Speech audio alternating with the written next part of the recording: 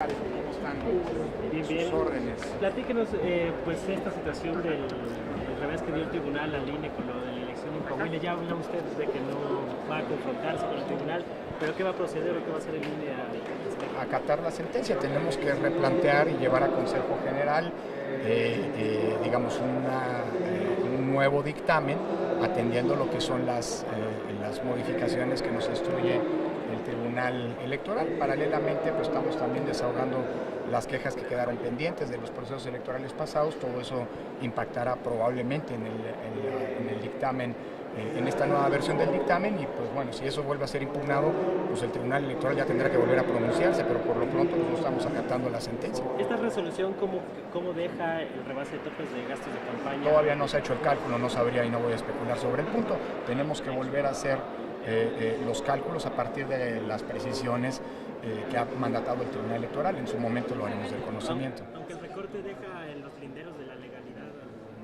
No voy a especular porque no tenemos todavía, hasta que no haya un dictamen y un análisis a partir de lo que el Tribunal Electoral mandató, pues no sabemos el punto. En todo caso, insisto, lo de los rebases de los tope de gasto de campaña, pues es un asunto que se determina técnicamente por el INE, y luego el Tribunal Electoral es el que tiene que, en su caso, pronunciarse en el contexto de la calificación de las elecciones. Nos dieron 15 días para hacer estas adecuaciones. Está ahora el análisis en el ámbito de la unidad de fiscalización y de la comisión de fiscalización, y en su momento se subirá al Consejo dentro del plazo que estableció el tribunal. Consejero, ¿no se sienten como rebasados por el tribunal, que a todos les dice que no y les corrige la plana en todo como si no hicieran bien las cosas? Nosotros estamos haciendo lo que tenemos que hacer y lo vamos a seguir haciendo. Nosotros estamos abiertos a escuchar lo que han sido voces de la propia opinión pública, de la ciudadanía, y estamos avanzando en consecuencia. El INE es una institución ciudadana que se debe a los ciudadanos y que, con pleno apego a la ley, está haciendo su trabajo. Hay desafortunadamente omisiones, que yo creo que es lo que se desprende de las resoluciones del Tribunal Electoral, y creo que es ahí donde deberíamos poner el énfasis. Estamos hablando de omisiones del Poder Legislativo que han incumplido con el mandato constitucional de emitir normas y criterios en las leyes correspondientes respecto de las prohibiciones constitucionales. El INE ha establecido cuáles son los criterios con los que debe actuar. El Tribunal Electoral consideró que esos criterios no pueden emitirse en acuerdos como los que hemos emitido, pero eso no significa que no tengamos nuestros propios criterios y que los vayamos a aplicar con toda la consistencia y rigor de la ley para evitar que haya trampas en el juego electoral. El INE es el órgano arbitral de los procesos electorales por mandato constitucional.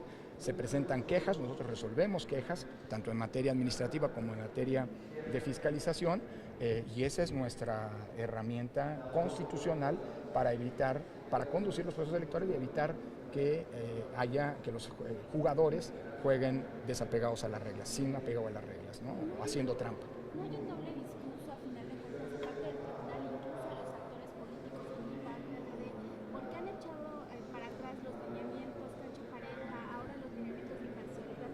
¿No existe una doble moral? Porque a final de cuentas son ellos quienes los están haciendo. Bueno, yo, respecto del último de los acuerdos, a ver, estos son acuerdos que que ha emitido el INE, atendiendo lo que han sido legítimos y justificados, me parece, reclamos de la propia sociedad.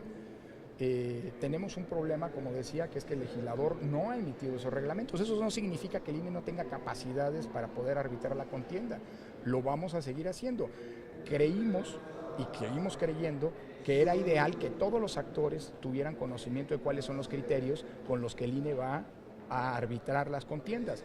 Por eso los pusimos en esos acuerdos. Eso no quiere decir que se hayan revocado por parte del tribunal, no quiere decir que no tengamos convicción respecto de esos criterios, y esos son los que vamos a aplicar, claro, ahora sí, caso por caso, cada vez que se presente alguna queja. Entonces, yo lo que diría es, el INE está trabajando, escuchando a la ciudadanía, y así actuaremos con pleno apego a la ley dentro de lo que son nuestras atribuciones legales en el futuro. No vamos a permitir trampas en los procesos electorales que ya iniciaron. ¿Tienen los suficientes elementos para evitar que haya feria de dinero por todos lados, dinero ilícito en las campañas, dinero ilegal? compra de voto, programas sociales como ya lo vimos en las elecciones del 2017, ¿cómo le van a Nosotros tenemos una ventaja respecto de los procesos electorales pasados. En 2016 y 2017 la competencia del INE en los procesos locales era una competencia parcial. En el ámbito de la fiscalización sí teníamos competencia plena, pero no en el arbitraje, por ejemplo, de uso de programas sociales, eventuales denuncias sobre uso político de programas sociales. Ahora sí la tenemos, porque tenemos procesos electorales federales que se llevarán a cabo en todo el país de manera concurrente con 30 procesos locales.